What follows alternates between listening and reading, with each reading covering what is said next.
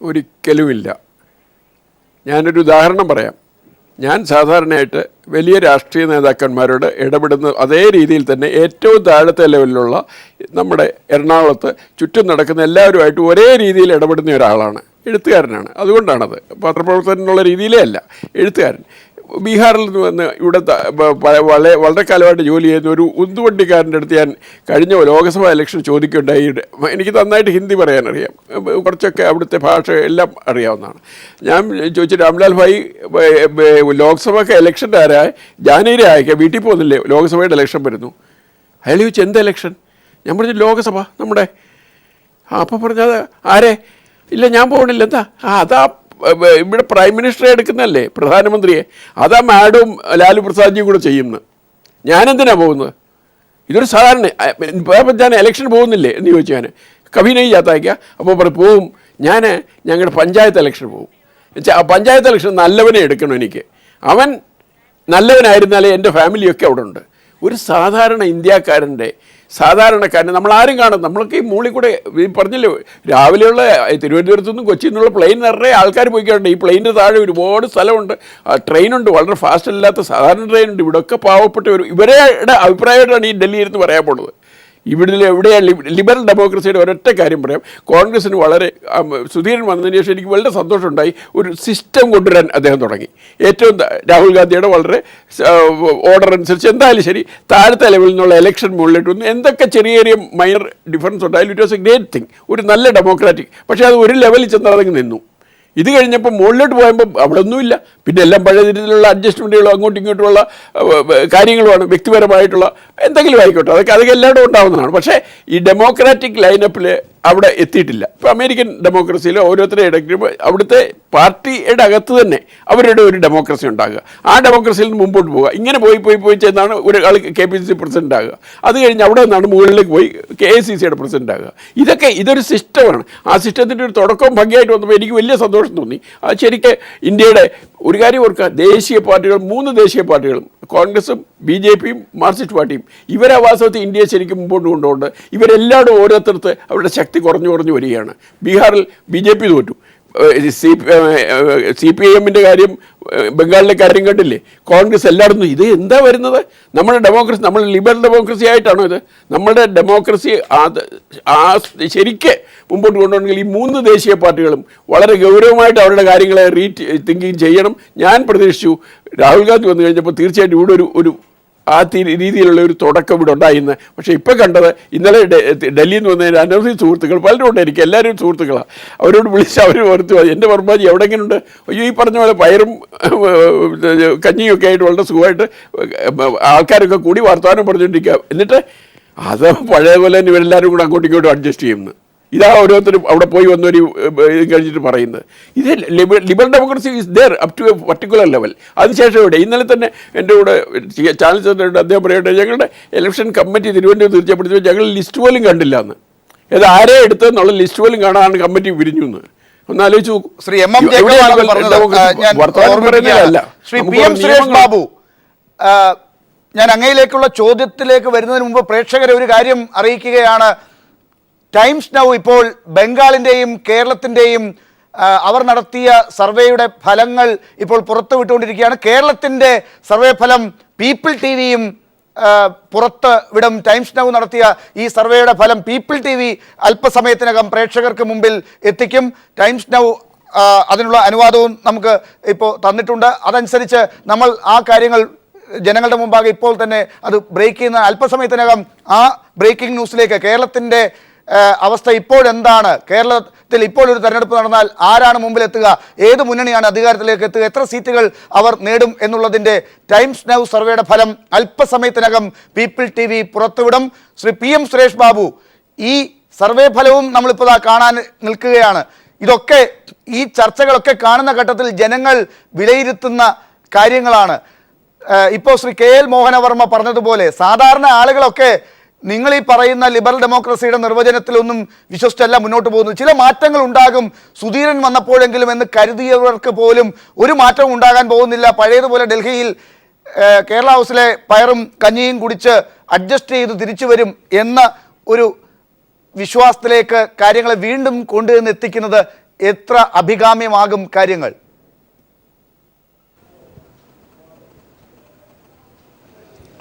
ഞാൻ ഒരു കാര്യം പറയാം. ഞാൻ ഈ കാര്യം ചർച്ചയിൽ എനിക്ക് പറയാനുള്ള കാര്യങ്ങളൊക്കെ ഞാൻ പറഞ്ഞിട്ടുണ്ട്. പിന്നെ ഞങ്ങൾക്കൊരു ചില നിയന്ത്രണങ്ങളുണ്ടെന്നുള്ള അറിയാമല്ലോ. ഒരു ചർച്ചയിൽ കോൺഗ്രസിൻ്റെ 2 ആളുകൾ പങ്കെടുക്കാൻ പാടില്ല എന്ന കർശനമായ നിയന്ത്രണം അവിടെ ഉള്ളതുകൊണ്ട് പിന്നെ ശ്രീ ചന്ദ്രശേഖരൻ ഇതിനകത്ത് തുടരുന്നത് ശ്രീ ചന്ദ്രശേഖരൻ ഇപ്പോൾ കാര്യം എടുക്കാൻ വേണ്ടി മാത്രം ഞാൻ അദ്ദേഹത്തെ വിളിച്ചതാണ്. ദയവായി അത് മറ്റൊന്നും കരുതരുത്. ശ്രീ PM സുരേഷ് ബാബു ആണ് ഈ ചർച്ചയിൽ പൂർണ്ണമായി ഞങ്ങളോടൊപ്പം ചേരുന്നത്. ശ്രീ ചന്ദ്രശേഖരൻ ഡൽഹിയിൽ പോയ വ്യക്തി എന്നുള്ള നിലയ്ക്ക് അദ്ദേഹത്തോട് അവിടെ കണ്ട കാര്യങ്ങൾ എന്താണെന്ന് അന്വേഷിക്കുക മാത്രമാണ് ചെയ്തത്. അത് ഒരിക്കലും അങ്ങ് തെറ്റായി ധരിക്കേണ്ട. ആ രീതിയിൽ 2 കോൺഗ്രസ്സുകാരെ ഞാൻ ഈ ചർച്ചയിൽ തുടരാൻ അനുവദിക്കുന്നുമില്ല, പോകുന്നില്ല. ശ്രീ PM സുരേഷ് ബാബു തന്നെയാണ് ഈ ചർച്ചയിൽ തുടരുക. അങ്ങ് ദയവായി തെറ്റിദ്ധരിക്കില്ല. മാത്രമല്ല ഒരു ചോദ്യം കൂടിയുണ്ട് ശ്രീ PM സുരേഷ് ബാബു. എന്തുകൊണ്ടാണ് 2 കോൺഗ്രസ്സുകാർ ഒരു ചർച്ചയിൽ പങ്കെടുത്താലുള്ള കുഴപ്പം എന്നുള്ളത് ജനങ്ങൾ അന്വേഷിക്കില്ലേ? നിങ്ങൾ രണ്ടുപേരും ഒരുമിച്ചിരുന്നാൽ 2 തരത്തിലുള്ള ഉത്തരം ഉണ്ടാകുമോ? അല്ല, നിങ്ങൾ വിളിക്കുന്നത് ആ ഉദ്ദേശത്തിലാണ്. അതാണ് ഇത്. ഇന്റൻഷനാണ് ഇത്. ഇതിനകത്തുള്ള പ്രശ്നം ഇന്റൻഷനാണ് പ്രശ്നം. കോൺഗ്രസിന്റെ അഭിപ്രായം അറിയണമെന്നുണ്ടെങ്കിൽ ഒരാളെ മാത്രം വിളിച്ചാൽ മതിയല്ലോ. കോൺഗ്രസിന്റെ അഭിപ്രായം, കോൺഗ്രസിനകത്ത് വിരുദ്ധാഭിപ്രായമുണ്ടെന്നും ആ വിരുദ്ധാഭിപ്രായം ഏറിയപ്പെടാൻ സൗകര്യമുണ്ടാവുമെന്നും ഉള്ളത് കൊണ്ടാണ് ചാനലുകൾ അങ്ങനെ വിളിക്കുന്നത്. എന്നുള്ളതാണ് പാർട്ടിയുടെ ഒരു അഭിപ്രായം. ഇപ്പോൾ ഡൽഹിയിൽ നടക്കുന്ന കാര്യങ്ങളുടെ തുടർച്ചയായിട്ട് നമുക്കൊന്ന് എടുക്കാം. ശ്രീ VM സുധീരനും ശ്രീ ഉമ്മൻചാണ്ടിയും ശ്രീ രമേശ് ചെന്നിത്തലയും ഒരുമിച്ച് നമ്മുടെ ചർച്ചയിൽ പങ്കെടുക്കുകയാണെന്ന് കരുതുക. ഒരിക്കലും ഒരേ തരത്തിലുള്ള നിലപാടുകൾ അല്ലല്ലോ പുറത്തേക്ക് വരിക. അത് പോലെയാണോ 2-ലധികം കോൺഗ്രസ്സുകാർ അല്ലെങ്കിൽ 1-ലധികം കോൺഗ്രസ്സുകാർ ചർച്ചയിൽ പങ്കെടുത്താൽ ഉണ്ടാകുക എന്ന സംശയം ജനങ്ങൾക്കുണ്ടാകും. അവിടെ ഒന്ന് ജനങ്ങളെ ബോധ്യപ്പെടുത്താനെങ്കിലും ഈ നേതാക്കൾ ഒന്ന് ചർച്ചയിൽ പങ്കെടുത്ത് ജനങ്ങളുടെ മുമ്പാകെ ഒരേ അഭിപ്രായം പറഞ്ഞു കാണിക്കേണ്ടതാണ്. CPM-ന്റെ ഒരേ നേതാക്കൾ 1-ലധികം പേർ നമ്മുടെ ചർച്ചകളിൽ അവിചാരിതമായി ഉണ്ടായിട്ടുണ്ട്. ഇപ്പോ അങ്ങനെ ഉണ്ടാകില്ല എന്ന് ഞങ്ങൾക്ക് ഉറപ്പ് തരുന്നു. എന്നാലും ആ കാര്യത്തിൽ ഒരു വിശദീകരണം.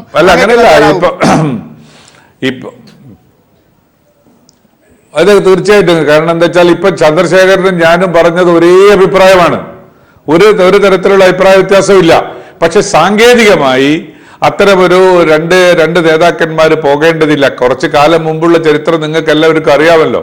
കോൺഗ്രസിന്റെ 2 നേതാക്കന്മാർ അപ്പുറവും ഇപ്പുറവും ഇരുന്നിട്ട് ചക്കളത്തി പോരാട്ടങ്ങൾ നടത്തിയ കാലഘട്ടം ഉണ്ടായിരുന്നില്ല. ആ കാലഘട്ടത്തിൽ എടുത്തിട്ടുള്ള ഒരു തീരുമാനമാണ് 2 ആൾ പോകണ്ട എന്നുള്ളത്. അതിലേക്ക് വലിച്ചഴക്കാൻ ചാനലുകളും തയ്യാറായി. അപ്പോൾ അതൊക്കെ ഒന്ന് നിയന്ത്രണങ്ങൾ ഇങ്ങനെ വരുത്തിക്കൊണ്ടിരിക്കുകയാണ്. തീർച്ചയായിട്ടും ആ നിയന്ത്രണത്തിൽ ഞാൻ ഇടപെടുന്നില്ല.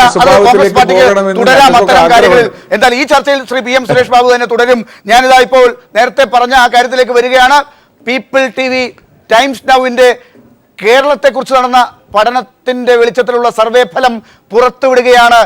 കേരളത്തിൽ LDF 86 സീറ്റുകൾ നേടി അധികാരത്തിലേറും എന്നാണ് ടൈംസ് നൗവിൻ്റെ സർവേ ഫലം.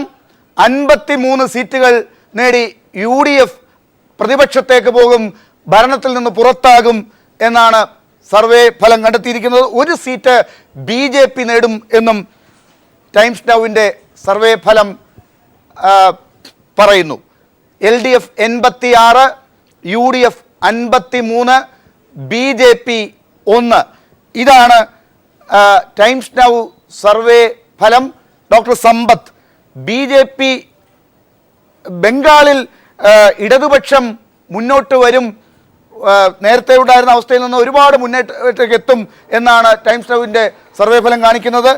കേരളത്തിൽ LDF അധികാരത്തിലേക്ക് എത്തും, 86 സീറ്റുകൾ LDF നേടും എന്നും പറയുന്നു.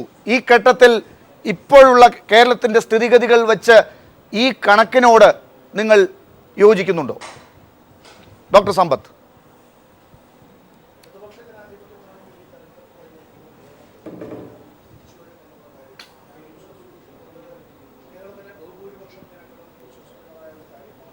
എട്ടേമുക്കാൽ എനിക്ക് പോകണം. ഞാൻ പറഞ്ഞിട്ടുണ്ട്, എനിക്ക് അവിടെ മീഡിയ വണ്ടിയിൽ അപ്പുറത്തെത്തണം.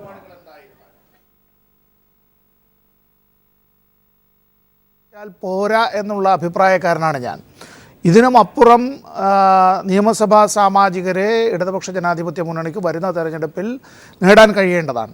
മറ്റൊന്ന്, ഇവിടെ കോൺഗ്രസിനെ ഈ വിധത്തിൽ ഇപ്പോൾ കാണിച്ചതുപോലെ ഈ ഒരു സർവേയിൽ ടൈംസ് നൗ, ഞാൻ ഇടയ്ക്ക് ചർച്ചകളിൽ പങ്കെടുക്കാറുള്ളതാണ് ടൈംസ് നൗവിൻ്റെ ചർച്ചകളിൽ, ടൈംസ് നൗ ഒരിക്കലും ഒരു ഇടതുപക്ഷ അനുഭാവമുള്ള നിലപാട് ടൈംസ് നൗവിൻ്റെ അതിൻ്റെ ആങ്കർമാരോ ലേഖകന്മാരോ അത്തരത്തിൽ അതുമായി ബന്ധപ്പെട്ട് പ്രവർത്തിക്കുന്ന റിപ്പോർട്ടർമാരോ പലപ്പോഴും അങ്ങനെ ഒരു ആനുകൂല്യമൊന്നും നൽകാറുമില്ല.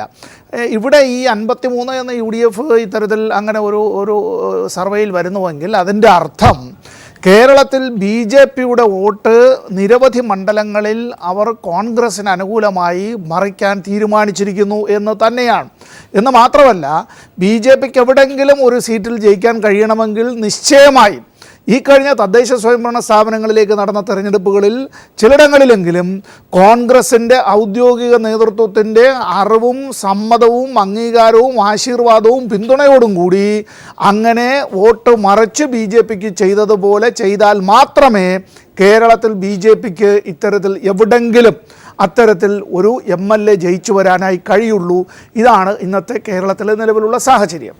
ശ്രീ PM സുരേഷ് ബാബു, ഈ കണക്കുകളെ ഇപ്പോൾ ടൈംസ് നൗവിൽ India TV C voter survey ഫലം അനുസരിച്ച് പറയുന്ന കണക്കുകൾ LDF 86, UDF 53, BJP 1 എന്ന രീതിയിൽ വന്നിരിക്കുന്ന ഈ കണക്കുകളെ നിങ്ങൾ എങ്ങനെയാണ് കാണുന്നത്, UDFും കോൺഗ്രസും?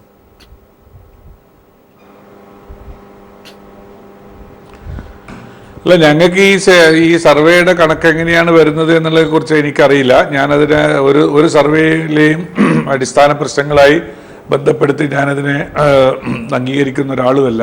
ഞാനൊരിക്കലും ഒരു സർവേ ആധാരമാക്കി ഒരു നിഗമനത്തിലെത്താൻ കഴിയില്ല. പക്ഷെ ഞങ്ങൾക്ക് ഞങ്ങളുടേതായ നിഗമനങ്ങളുണ്ടല്ലോ. ഞങ്ങളുടേതായ നിഗമനങ്ങൾ വെച്ചുകൊണ്ട് ഐക്യജനാധിപത്യ മുന്നണിയുടെ തിരിച്ചുവരവ് ഞങ്ങൾ ശുഭപ്രതീക്ഷയോടുകൂടി കാത്തു നിൽക്കുന്ന ആളുകളാണ്.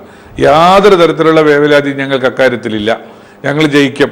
പക്ഷേ ശ്രീ സമ്പത്ത് അദ്ദേഹത്തിൽ നിന്ന് ഞാൻ ഒരിക്കലും പ്രതീക്ഷിക്കാത്ത ഒരു ഒരു ഒരു വർത്തമാനമായി പോയി BJP കോൺഗ്രസിൻ്റെ വോട്ട് മറിക്കുന്നു എന്നുള്ളത്. ഞാനൊരു ഒറ്റ കാര്യം ഞാൻ പറയാം. വളരെ വ്യക്തമായ കണക്കുകൾ വെച്ച് കോഴിക്കോട് നോർത്ത് നിയോജക മണ്ഡലത്തിൽ 2011 BJPക്ക് കിട്ടിയ വോട്ടും 2009-ലും 2014-ലും BJPക്ക് കിട്ടിയ വോട്ടും തമ്മിൽ, അത് 2011 2009 BJPക്ക് കിട്ടിയ വോട്ടിൽ നിന്ന് കുറവ് വന്നത് CPMന് കിട്ടിയത്, ഇതിൻ്റെ കണക്കുകൾ സ്റ്റാറ്റിസ്റ്റിക്സ് എൻ്റെ കയ്യിലുണ്ട്. ഞാൻ ആ വസ്തുതകൾ വെച്ചുകൊണ്ട് ഞാൻ പറയാം. കഴിഞ്ഞ കൊല്ലം ആവറേജ് 50 വോട്ടുകൾ വെച്ച് ഓരോ ബൂത്തിൽ നിന്നും CPMലേക്ക് മാറിയിട്ടുള്ളത് ഞങ്ങൾക്ക് കാണിച്ചു തരാൻ കഴിയും. എന്നിട്ട് വെറുതെ ഇങ്ങനെ കോൺഗ്രസ് ആണ് ഇത് വാങ്ങുന്നത്, കോൺഗ്രസ് ഇത് വാങ്ങുകയാണ് എന്നൊക്കെ പറയുന്നത് ഒരു രാഷ്ട്രീയ പാർട്ടിയോട് ചെയ്യുന്ന ഏറ്റവും വലിയ മര്യാദ കെട്ട ഒരു സമീപനമാണെന്നാണ് എൻ്റെ അഭിപ്രായം. അന്തസ്സോടുകൂടി ഇന്ത്യ രാജ്യം ഭരിക്കുന്ന ഒരു പാർട്ടിയാണത്. ആ പാർട്ടിയെക്കുറിച്ച് ഇങ്ങനെ ഒരു അഭിപ്രായ വ്യത്യാസം പറയുക, കോൺഗ്രസിനെ കുറിച്ച് ഇന്ത്യ രാജ്യം ഭരിച്ചൊരു പാർട്ടിയാണ് ഇത്. ഞങ്ങളാരും ഇങ്ങനെയൊന്നും പറയുന്നില്ലല്ലോ. LDF കേരളം ഭരിച്ചിട്ടുണ്ട്. LDF ആ പാർട്ടി സംവിധാനം ബംഗാളിൽ കുറക്കാലം ഭരിച്ചിട്ടുണ്ട്. സാധാരണഗതിയിലുള്ള പ്രതിഭാസമായിട്ടല്ല ഡോക്ടർ സമ്പത്ത് അത് ചൂണ്ടിക്കാട്ടിയത്. അതിനുള്ള മറുപടി അദ്ദേഹം തന്നെ പറയട്ടെ. പക്ഷെ എൻ്റെ ഒരു സംശയം, ഈ കാര്യത്തിൽ കേരളത്തിൽ ചില പരീക്ഷണങ്ങൾ മുൻകാലങ്ങളിൽ ഉണ്ടായിട്ടുണ്ട്. ഈ കോലീബി സഖ്യം പോലെയുള്ള കാര്യങ്ങളൊക്കെ കോഴിക്കോട്ടുകാരനായ ശ്രീ PM സുരേഷ് ബാബുവിന് നല്ലവണ്ണം അറിയാവുന്ന കാര്യങ്ങളുമാണ്. ഇതിനെക്കുറിച്ച് BJP, ഇന്ത്യ മുഴുവൻ അന്തസ്സായി ഭരിക്കുന്ന BJP കേരളത്തിലെ ഒരു അക്കൗണ്ടെങ്കിലും തുറക്കുന്നതിന് വേണ്ടി എടുത്തിട്ടുള്ള നിലപാടുകൾ നമുക്ക് മുൻകാലങ്ങളിൽ ചൂണ്ടിക്കാട്ടാനുണ്ടല്ലോ. അവിടെ എങ്ങനെയാണ് നിങ്ങൾക്ക് കാര്യങ്ങളെ പ്രതിരോധിക്കാനാകുക? ഒരു കാര്യം ഞങ്ങൾക്ക് പറയാൻ പറ്റും. ഞാൻ ഈ ചാനലിൽ തന്നെ ഇരുന്ന് പറയുകയാണ്. ഒരു കാരണവശാലും BJPയെ ഒരു സീറ്റിൽ ജയിപ്പിക്കാനുള്ള സാഹചര്യങ്ങൾ ഉണ്ടാക്കാതിരിക്കുക എന്നുള്ളത് UDFന്റെ പ്രതിബദ്ധതയാണ്. ആ കാര്യത്തിൽ ഞങ്ങൾക്ക് യാതൊരു വിട്ടുവീഴ്ചയുമില്ല. BJPക്ക് കേരളത്തിന്റെ രാഷ്ട്രീയത്തിൽ CPM അങ്ങനെ ആഗ്രഹിക്കുന്നുണ്ടോ എന്ന് എനിക്കറിയില്ല. CPM അങ്ങനെ ആഗ്രഹിക്കരുത് എന്നാണ് എൻ്റെ അഭിപ്രായം. BJPക്ക് കേരള രാഷ്ട്രീയത്തിൽ കടന്നു വരാനുള്ള അവസരം ഇല്ലാതാക്കുക എന്നുള്ളത് UDFനെ സംബന്ധിച്ചിടത്തോളം അതിൻ്റെ പ്രതിബദ്ധതാപരമായ സമീപനമാണ്. ആ കാര്യത്തിൽ ഏതറ്റം വരെയും പോകാൻ UDF തയ്യാറാണ്. ശ്രീ JR പത്മകുമാർ BJP വക്താവ് കൂടി നമ്മളോടൊപ്പം ചേർന്നിട്ടുണ്ട്. പക്ഷെ അതിനു മുമ്പ് ശ്രീ PM സുരേഷ് ബാബു, ഒരു കാര്യം, ഇപ്പൊ ഈ 53 സീറ്റുകളാണ് പ്രതിപക്ഷത്തേക്ക് മാറുന്ന UDF കിട്ടുന്നതായി സർവേ ഫലങ്ങൾ പറയുന്നത്. 53-ൽ ഒരു 15 മുതൽ 18 സീറ്റ് വരെ മുസ്ലിം ലീഗ് അവകാശപ്പെടും. 5 മുതൽ 7 വരെ സീറ്റെങ്കിലും കേരള കോൺഗ്രസ് അവകാശപ്പെടാൻ സാധ്യതയുണ്ട്. മറ്റുള്ളവരും ചേർന്ന് ഒരു 10-20 മുകളിൽ സീറ്റുകൾ അവർക്ക് തന്നെ മാറുമ്പോൾ കോൺഗ്രസ്സിന് 30-അടുപ്പിച്ച് ഉള്ള സീറ്റുകളിലേക്കാണ് ഒതുങ്ങേണ്ടി വരിക എന്ന് പറയുമ്പോൾ അതൊരു വലിയ തകർച്ചയാണ് കോൺഗ്രസിനെ സംബന്ധിച്ചിടത്തോളം. അങ്ങനെ ഒരു തകർച്ച ഇപ്പോഴത്തെ സീറ്റ് നിർണയത്തിൻ്റെ തർക്കങ്ങളുടെ പശ്ചാത്തലത്തിൽ UDF അല്ലെങ്കിൽ കോൺഗ്രസിനുണ്ടാകും എന്ന് അങ്ങ് വിചാരിക്കുന്നുണ്ടോ? മീഡിയ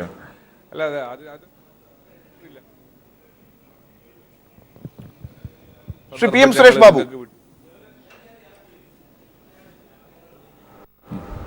മെയ് 19 വരെ ആഹ്ലാദിക്കാനുള്ള ഒരു അവസരം എന്ന് മാത്രമേ ഈ ഒരു നിഗമനത്തെക്കുറിച്ച് എനിക്ക് എന്റെ മനസ്സിൽ തോന്നുന്നുള്ളൂ. അതുവരെ ആഹ്ലാദിക്കാനുള്ള ശ്രീ PM സുരേഷ് ബാബു, ഞാൻ ആഹ്ലാദം കൊണ്ട് ചോദിച്ചതല്ല. ഈ കണക്കിൽ കാണുന്ന കാര്യങ്ങൾ അനുസരിച്ച് എനിക്കുണ്ടായ ഒരു ആശങ്ക ഇത് കോൺഗ്രസ് നേതാക്കൾക്കും UDF നേതാക്കൾക്കും ഉണ്ടോ എന്നാണ് എന്റെ അന്വേഷണം. അല്ല, അത് ഞാൻ പറഞ്ഞല്ലോ, ഞങ്ങൾക്ക് കണക്കിനെ കുറിച്ച് ഞങ്ങൾ ഈ 53 എന്ന് പറയുന്നത് വിശ്വസിക്കുന്നില്ലല്ലോ. ഞങ്ങളത് 83 സീറ്റ് നേടിക്കൊണ്ടുള്ള ജയത്തെക്കുറിച്ചല്ലേ ഞങ്ങൾ ആഗ്രഹിക്കുന്നത്, ഞങ്ങൾ ആലോചിക്കുന്നത്. ഞങ്ങൾ അതിലേക്കല്ലേ വരാനും പോകുന്നത്. അതിന്റെ പ്രോക്സിമിറ്റിക്ക് വേണ്ടി ഞാൻ ഇടപെടുന്നില്ല. പക്ഷേ ശ്രീ PM സുരേഷ് ബാബു, 83-ലേക്ക് പോകാൻ ആഗ്രഹിക്കുന്ന ഒരു പാർട്ടി നടത്തേണ്ട ചർച്ചകളല്ല ഇന്നിപ്പോൾ ഡൽഹിയിൽ കാണുന്നത്. ഈ ഒരു ഹൈക്കമാൻഡ് പോലും പറഞ്ഞാൽ കേൾക്കാത്ത രീതിയിൽ പ്രമുഖരായ നേതാക്കൾ രണ്ട് വശത്ത് നിന്നുകൊണ്ട് ഡൽഹിയിൽ ചർച്ച ചെയ്യുന്നുണ്ടെങ്കിൽ, ഈ രീതിയിൽ മെസ്സേജുകൾ ചാനലുകൾക്ക് കൊടുക്കുന്നുണ്ടെങ്കിൽ, അത് ഒരിക്കലും 83-ലേക്ക് പോകാൻ ആഗ്രഹിക്കുന്ന ഒരു മുന്നണിക്ക് യോജിച്ചതല്ല. അതിലെങ്കിലും അങ്ങ് എന്നോട് യോജിക്കുമോ? ഈ ഡോക്ടർ ലാൽ, ഒരിക്കലും അത് യോജിക്കാൻ കഴിയില്ല. കാരണം ഈ ചർച്ചകളെ കുറിച്ചുള്ള വിശകലനത്തിന് ആപേക്ഷികത്വമുണ്ട്, ആപേക്ഷികതയാണത്. ഓരോ ചർച്ചകളെക്കുറിച്ചും ഒരാൾക്ക് മറ്റൊരു തരത്തിൽ അതിനെ വ്യാഖ്യാനിക്കാം, എനിക്ക് വേറൊരു തരത്തിൽ വ്യാഖ്യാനിക്കാം. അത്തരമൊരു വ്യാഖ്യാന ആപേക്ഷികത നിലനിൽക്കുന്ന ഒരു സാഹചര്യത്തിൽ ഞങ്ങൾ ഈ ചർച്ചയെ കാണുന്നത്, ഡൽഹിയിലെ ചർച്ചയെ കാണുന്നത് പോസിറ്റീവായിട്ടാണ്. നല്ലതിന് ഉരുത്തിരിഞ്ഞു വരുന്നതിന് വേണ്ടിയുള്ള ചർച്ചയ്ക്ക് വേണ്ടിയാണ്. അതിൽ യാതൊരു അപാകതയില്ല. എല്ലാ നേതാക്കന്മാരും ഒരുമിച്ച് ഡൽഹിയിലെ പ്രഖ്യാപനം വന്നാൽ ഒരുമിച്ച് ഡൽഹിയിൽ നിന്ന് സന്തോഷത്തോടുകൂടി കേരളത്തിൽ വന്ന് തെരഞ്ഞെടുപ്പ് പ്രവർത്തനത്തെ നയിക്കുന്നത് നമുക്ക് കാണാൻ കഴിയും. അതിനുവേണ്ടി ചാനലുകൾ ഇവിടെ റെഡിയായി നിൽക്കുകയാണ്. പക്ഷെ അതിന് ആ ഒരു കാഴ്ചയ്ക്ക് എന്താണ് തടസ്സം എന്നുള്ളത് മാത്രമാണ് അന്വേഷിക്കുന്നത്. ഞാൻ തിരിച്ചു വരാം. ശ്രീ JR പത്മകുമാർ, BJP, ശ്രീ കുമ്മനം രാജശേഖരൻ BJPയുടെ സംസ്ഥാന അധ്യക്ഷനായതിനു ശേഷം വന്ന് ചാർജ് എടുത്തതിന് ശേഷം നടത്തിയ പത്രസമ്മേളനത്തിൽ 1-2 സീറ്റുകൾക്ക് വേണ്ടിയല്ല 70+ വേണ്ടിയിട്ടാണ് ഇത്തവണ എന്ന് പറഞ്ഞെടുത്ത് സർവേ ഫലം ഇപ്പോൾ കാണിക്കുന്നത് ഒരു സീറ്റ്. ഈ ടൈംസ് നൗ അർണബ് ഗോസ്വാമിയുടെ ചാനലാണ്. ഒരിക്കലും BJPക്ക് അവിശ്വസിക്കേണ്ടതില്ലാത്ത ആ ചാനലിൽ നിന്ന് പുറത്തേക്ക് വരുന്ന സർവേ ഫലം ഒരു സീറ്റ് എന്ന നിലയിലേക്കാണ് കേരളത്തിൽ BJPയുടെ അവസ്ഥയെ കാണിക്കുന്നത്. അല്ല, ഈ സർവേ നടത്താനുള്ള അവകാശം ചാനലുകൾക്കുണ്ട്, അത് പബ്ലിഷ് ചെയ്യാനുള്ള അവകാശം ചാനലുകൾക്കുണ്ട്. അതിലൊന്നും ഞങ്ങൾ ചോദ്യം ചെയ്യുന്നില്ല. എത്രയോ തവണ കഴിഞ്ഞ ഇന്ത്യ ഗവൺമെന്റ് നരേന്ദ്രമോദി അധികാരത്തിൽ വന്ന തെരഞ്ഞെടുപ്പിലെ ചാനലുകളുടെ ഏറ്റവും കൂടുതൽ ചാനലുകളുടെ വിലയിരുത്തൽ എന്തായിരുന്നു? കഴിഞ്ഞ തദ്ദേശ സ്വയംഭരണ സ്ഥാപനങ്ങളിൽ നിന്ന് നമുക്കറിയാലോ വളരെ വിപുലമായ രീതിയിൽ ചർച്ച ദിവസങ്ങളോളം നടത്തിയില്ല. തിരുവനന്തപുരം കോർപ്പറേഷനിൽ അന്ന് എല്ലാവരും പല അനാലിസിസുകളും ഈ കൈരളി പീപ്പിൾ TV തന്നെ നടത്തിയല്ലോ. അന്ന് എത്രയായിരുന്നു BJP കിട്ടുന്ന സീറ്റുകളുടെ എണ്ണം? ഇതൊക്കെ സാഹചര്യത്തിനനുസരിച്ചും ഇതനുസരിച്ചിട്ടും മാറും. അതിനൊന്നും ഞങ്ങൾക്ക് ആശങ്കയൊന്നുമില്ല. ശ്രീ പത്മകുമാർ, അന്നത്തെ അവസ്ഥയിൽ നിന്ന് താഴോട്ട് പോയി എന്ന് വേണം ഇപ്പോൾ മനസ്സിലാക്കാൻ. അന്ന് പോലും 0 മുതൽ 3 വരെ സീറ്റുകൾ നൽകിയ സർവേകളുണ്ട്. ഇപ്പോൾ ഒരു സീറ്റ് എന്നാണ് ടൈംസ് നൗ പറയുന്നതെങ്കിൽ താഴോട്ട് പോയി എന്നാണ് മനസ്സിലാക്കേണ്ടത്. അതല്ല, ഇപ്പോ ഈ സർവേ നടത്തിയതിനെ കുറിച്ച്, അതിന്റെ ആധികാരികതയെ കുറിച്ച്, അത് എങ്ങനെയാ അതിന്റെ ശാസ്ത്രീയതിനെ കുറിച്ചൊന്നും എനിക്കറിയില്ല. ഈ ഇപ്പോൾ നടത്തിയതിനെ സംബന്ധിച്ച് അതുകൊണ്ട് ഞാനത് കമന്റ് ചെയ്യുന്നില്ല. പക്ഷെ ഒരു കാര്യം വ്യക്തമായിട്ട് ഈ സർവേ സംബന്ധിച്ചിപ്പോ എനിക്ക് മുന്നേ സംസാരിച്ച ബഹുമാനപ്പെട്ട സുരേഷ് ബാബു പറഞ്ഞ എന്താ, ബാക്കി എല്ലാ കാര്യവും 86 എൽഡിഎഫിന് കിട്ടും അല്ലെങ്കിൽ ഞങ്ങൾക്ക് UDF ഇത്ര കിട്ടും, അതൊന്നും ഒരു പ്രശ്നമല്ല. പക്ഷെ BJPക്ക് ഒരു സീറ്റ് കിട്ടിയാൽ അത് ഞങ്ങൾ സമ്മതിക്കില്ല. അദ്ദേഹത്തിന്റെ ഒരു നിലപാട് തന്നെ ഞങ്ങളൊക്കെ ധരിച്ചു വെച്ചിരുന്നത് മുമ്പ് ഈ സമരങ്ങളിൽ മാത്രമേ ഈ ഒത്തുതീർപ്പ് ഉണ്ടായിരുന്നുള്ളൂ എന്നുള്ളതാണ്. ഇപ്പോ തെരഞ്ഞെടുപ്പിലും ഒത്തുതീർപ്പ് എന്നുള്ളതാണ്. ജയർപത്കുമാർ ആ കാര്യത്തിൽ വിഷമിക്കേണ്ടതില്ല.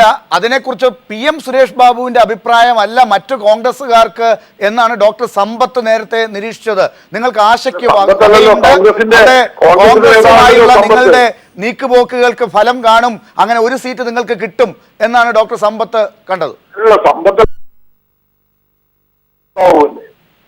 ഞങ്ങൾ ഇപ്പൊ തിരിച്ചു ഇപ്പൊ നിങ്ങൾ നോക്ക്, കേരളം ഈ അഗോള ഇപ്പൊ പ്രഖ്യാപിക്കപ്പെട്ട സീറ്റുകളിൽ CPM-ന്റെ പ്രമുഖരായ നേതാക്കന്മാർ മത്സരിക്കുന്ന സ്ഥലത്തൊക്കെ കോൺഗ്രസിന്റെ ഏത് തരത്തിലുള്ള സ്ഥാനാർത്ഥികളാണ് നിൽക്കുന്നത്, കോൺഗ്രസിന്റെ പ്രമുഖരായ സ്ഥാനാർത്ഥികൾ നിൽക്കുന്നിടത്ത് CPM-ന്റെ ഏതൊക്കെ സ്ഥാനാർത്ഥികൾ, ഇതൊക്കെ കേരളത്തിലെ ജനങ്ങൾ കാണുന്നില്ലേ?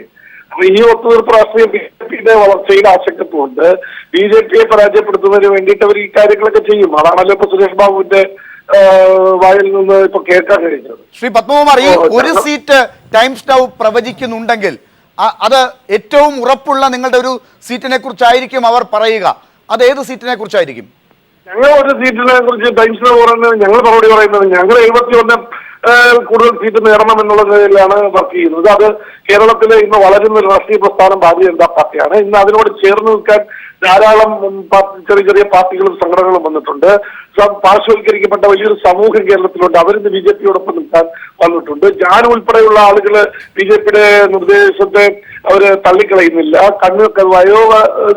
വളരെ പ്രായമുള്ള നമ്മുടെ KR ഗൗരി ഉൾപ്പെടെ കമ്മ്യൂണിസ്റ്റ് സഹയാത്രികയായി ഇപ്പോ ഉണ്ടായിട്ടുള്ള KR ഗൗരി അമ്മ ഉൾപ്പെടെയുള്ള ആളുകൾ BJP-യുടെ ഇങ്ങോട്ട് ഞങ്ങൾ ക്ഷണിച്ചതിനെ സ്വാഗതം ചെയ്യുന്നു, തള്ളിപ്പറയാൻ തയ്യാറാകുന്നില്ല. ഇതൊക്കെ കേരളത്തിൽ മുൻകാലങ്ങളിൽ BJP എടുത്തിരുന്ന ഒരു നിലപാടുണ്ട്. അതായത് കേരളത്തിൽ 2 മുന്നണികൾ, അവരോടൊപ്പം ചെറിയ ചെറിയ കക്ഷികൾ CPM-നോടൊപ്പമുണ്ട്, കോൺഗ്രസിനോടൊപ്പം മറ്റു ചെറിയ കക്ഷികളുണ്ട്.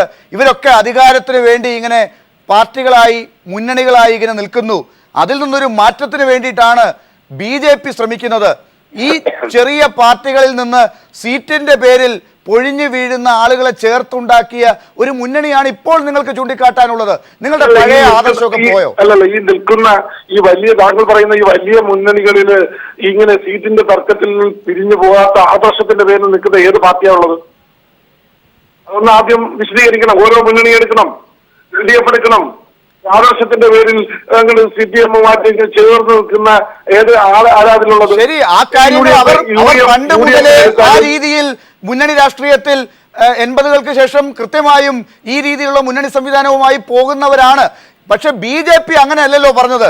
ഈ മുന്നണി സംവിധാനത്തെ പരിഹസിക്കുകയും വിമർശിക്കുകയും ചെയ്തവർ അതിൽ നിന്ന് സീറ്റിന്റെ പേരിൽ പോരടിച്ച് പുറത്തിറങ്ങി വരുന്നവരെ കാത്തിരിക്കുക, അവരെയും കൊണ്ട് മുന്നോട്ട് പോവുക, അതാണ് ഞങ്ങളുടെ മുന്നണിയുടെ ബലം എന്ന് പറയുന്നത് നിങ്ങളുടെ പേരിലുള്ള ക്രെഡിബിലിറ്റിയെ വർദ്ധിപ്പിക്കുന്നതാണ്. LDF-ഉം UDF-ഉം മാന്യന്മാരായിട്ട് 2 മുന്നണിയായി ആളുകളെ ചേർത്തുന്നതുകൊണ്ട് മത്സരിക്കും. ഞങ്ങൾ ഒറ്റയ്ക്ക് നിന്ന് ഈ അടികൊള്ളണം എന്നുള്ളതാണ് നയം. അപ്പൊ ഞങ്ങളും ഞങ്ങളുടേതായ നയങ്ങൾ മാറ്റം വരുത്തും. മാറ്റം വരുത്തിയിട്ട് നിങ്ങൾ സംഘടിതരായി നിന്നാണ് ഞങ്ങളെ ആക്രമിക്കുന്നതെങ്കിൽ ഞങ്ങളും സംഘടിതരായി നിന്ന് LDF-നെ UDF-നെ ആക്രമിക്കാൻ തയ്യാറെടുക്കും. ഞാൻ തിരിച്ചു വരാം. ശ്രീ ഡോക്ടർ സമ്പത്ത്, പഴയ അവസ്ഥയിലല്ല, അവർക്ക് മനസ്സിലായി ഈ കാര്യങ്ങൾ, അതുകൊണ്ട് അവരാളെ ചേർക്കുകയാണ് നിങ്ങളെ അടിക്കാൻ. അല്ല, ഈ കേരളത്തിലെ BJP-യെ സംബന്ധിച്ചിടത്തോളം വാസ്തവത്തിൽ ഉമ്മൻചാണ്ടിയുടെ സർക്കാർ, ഈ സർക്കാർ അവരുടെ തലതൊട്ടപ്പന്മാരാണ് എന്ന് തന്നെ പറയേണ്ടി വരും. ഇവിടെ ഇടതുപക്ഷ ജനാധിപത്യ മുന്നണിയെ ആക്രമിക്കാൻ, ഞാൻ എൻ്റെ സുഹൃത്തു കൂടിയായ പത്മകുമാറിൻ്റെ, അദ്ദേഹവും എന്നെപ്പോലെ തന്നെ തിരുവനന്തപുരത്ത് അഭിഭാഷകനാണല്ലോ, അദ്ദേഹത്തിൻ്റെ ആ വാക്ക് ഞാൻ കടമെടുക്കുകയാണ്. ആക്രമിക്കാൻ എന്നുള്ള വാക്ക് ഞാൻ കടമെടുക്കുകയാണ്. അങ്ങനെ ആക്രമിക്കുക എന്നുള്ളത്, രാഷ്ട്രീയ പ്രതിയോഗികളെ ആക്രമിക്കുക. നമ്മളിപ്പോൾ വാസ്തവത്തിൽ ഞങ്ങൾ ചോദിക്കുന്നു, എന്തേ RSS അവർ ബാക്ക് സീറ്റ് ഡ്രൈവിംഗ് നടത്തുന്ന BJP ഒരു അത്തരത്തിൽ ചർച്ചകൾക്ക് why they are afraid of the debates, why they are afraid of two taking up the issues. അങ്ങനെ നമുക്ക് ജനങ്ങൾക്ക് മുമ്പാകെ നമുക്ക് ചർച്ച ചെയ്യാം. എന്താ ഡിസ്കഷനെ ഭയക്കുന്നത്? പാർലമെൻറ്റിൽ പോലും അത്തരത്തിലുള്ള ചർച്ചകളെ ഭയക്കുന്നത്? ഓപ്പണായിട്ടുള്ള ഡിബേറ്റുകളെ എന്താ ഭയക്കുന്നത്? അവർ പറയുന്ന കാര്യങ്ങൾ ഇത്തരത്തിലുള്ള ആക്രമണങ്ങൾ, ഇവിടെ വാസ്തവത്തിൽ RSSകാരുടെ മേലെ BJPക്കാരുടെ മേലുള്ള കേസുകൾ, ആ കേസുകളെല്ലാം വളരെ ലഘുവായ വകുപ്പുകൾ ഉപയോഗിച്ച് കേസുകൾ ചാർജ് ചെയ്യുന്നത് വളരെ സമ്മർദ്ദത്തിന് ശേഷം. മറ്റൊന്ന്, ആ കേസുകൾ പിൻവലിച്ചു കൊടുക്കുന്നത് തിരുവനന്തപുരത്തെ മഹാത്മാഗാന്ധി കോളേജിൽ തന്നെ പോലീസ് ഉദ്യോഗസ്ഥന്മാരെ വധിക്കാൻ ശ്രമിച്ചു എന്നുള്ളതിൽ ആ കേസിൽ 1-2 പേരെ ഒഴിവാക്കലല്ല, കേസ് തന്നെ ഡസൻ കണക്കിന് ആളുകൾ പ്രതിയായതിൽ ആ കേസ് തന്നെ ആ വിധത്തിൽ പിൻവലിച്ചു കൊടുക്കുക. ഇത്രമാത്രമെല്ലാം ഔദാര്യം ഉമ്മൻചാണ്ടിയുടെ ഗവൺമെൻറ്റിൻ്റെ കാലത്തല്ലാതെ മറ്റെപ്പോഴാണ് ലഭിക്കുക? ഇതിൻ്റെ എല്ലാം പ്രത്യുപകാരമാണല്ലോ ഇവിടെ തിരുവനന്തപുരം DCC ഓഫീസിൽ ചേർന്നതായിട്ടുള്ള കോൺഗ്രസിൻ്റെ തിരുവനന്തപുരം ജില്ലാ കമ്മിറ്റിയും അതിൻ്റെ DCCയുടെ എക്സിക്യൂട്ടീവ് കമ്മിറ്റിയും അത് വല്ലാത്ത പൊട്ടിത്തെറിയിലാണ് ഒടുവിൽ നിർത്തിവെക്കേണ്ടി വന്നത്. എന്തുകൊണ്ടാണ് നിർത്തിവെക്കേണ്ടി വന്നത്? കഴിഞ്ഞ പാർലമെൻറ്റ് തെരഞ്ഞെടുപ്പ് 16 ലോക്സഭയിലേക്ക് നടന്ന പാർലമെൻറ്റ് തെരഞ്ഞെടുപ്പ് കാലത്ത് അന്ന് തിരുവനന്തപുരത്തെ BJP സ്ഥാനാർത്ഥിക്ക് തിരുവനന്തപുരം കോർപ്പറേഷനിലെ 65 വാർഡുകളിലാണ് 100-ൽ 65 വാർഡുകളിലാണ് ലീഡ് ചെയ്യാനായി കഴിഞ്ഞത്.